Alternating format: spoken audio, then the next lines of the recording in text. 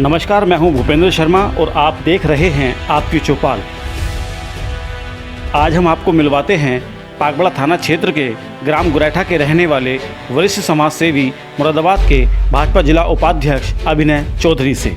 अभिनय चौधरी जी 31 मार्च से लगातार मोदी योगी रसोई का संचालन करवा रहे हैं और प्रतिदिन दिव्यांग व्यक्तियों को उनके घर घर जाकर राशन किट वितरित कर रहे हैं। अभिनय चौधरी प्रतिदिन अपने निजी वाहन से कांट रोड पर चलने वाले पलायन कर रहे मजदूरों को खाना खिला रहे हैं और उनको आर्थिक रूप से मदद भी कर रहे हैं।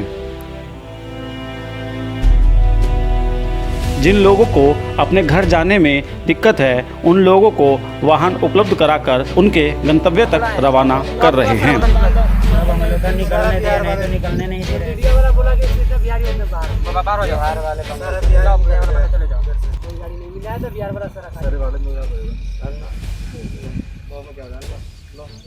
तुम्हारा मुद्दे कौन है? पहले लोगों में पैसे रख लो, खा लेना है ना। 4,000 रुपया बस बांट लियो ना। बांटा क्या खाना खाना चाहिए, अभी तो जाना है। अभी मैं देखता हूँ सवारी हम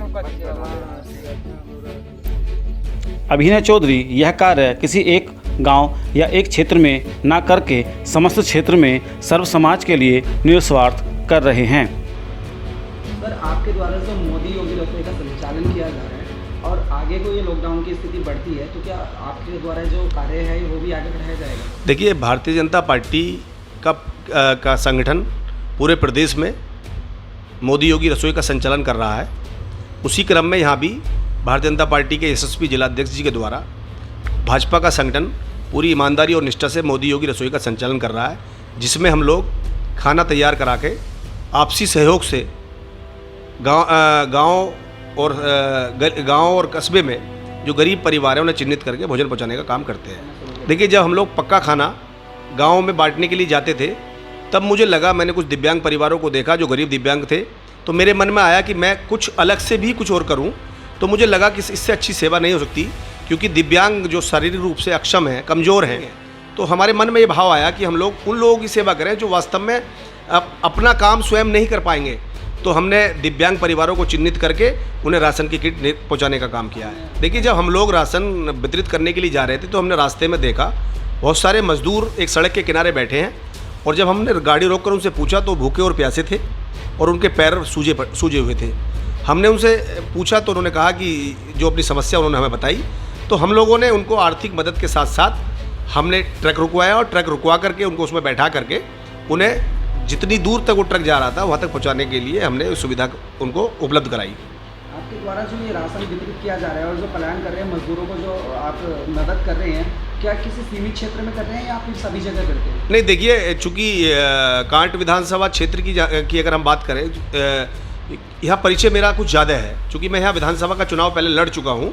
तो इस नाते से वहाँ से फ़ोन आते हैं, क्षेत्र के जहाँ से फ़ोन आते हैं, वहाँ कार्यकर्ता हमारे व्यक्तिगत रूप से परिचित हैं, तो हम अपने बूथ के अध्यक्ष और अपने कार्यकर्ताओं से आसानी से पता कर लेते हैं कि इस गांव में कौन दिव्यांग है, तो उन दिव्यांगों को अपने सामर्थ्य के हिसाब से हम लोग मदद करने का काम कर रहे हैं। देखिए, जहाँ तक अब अगर आप राशन की बात करें, तो गाँव देहात में बहुत ज़्यादा समस्या अब इस रूप में नहीं है, लेकिन अब सबसे बड़ी समस्या जो बाहर से मजदूर आ रहा है, मजदूर जो पलायन जो पंजाब से और दूसरे राज्यों से पैदल जा रहा है, ये एक बड़ी समस्या है। इसमें उत्तर प्रदेश सरकार ने निश्चित रूप से पहल की है, ट्रेनों के माध्यम से और बसों के माध्यम से उन मजदूरों को एक स्थान से दूसरे स्थान में पहुंचाने का काम कर रही है उत्तर प्रदेश सरकार।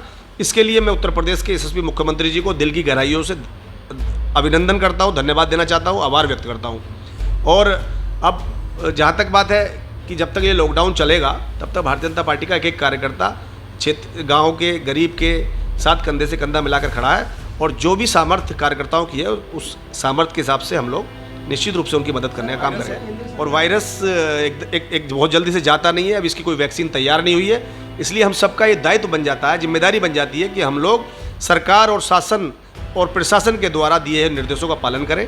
और जब हम घर से बाहर निकलें तो मास्क लगाकर ही निकलें, अपने हाथों को निरंतर सैनिटाइज करें, साबुन से धुलते रहें, अपने घर में आसपास सफाई का विशेष ध्यान रखें और सोशल डिस्टेंसिंग बनाकर रखें।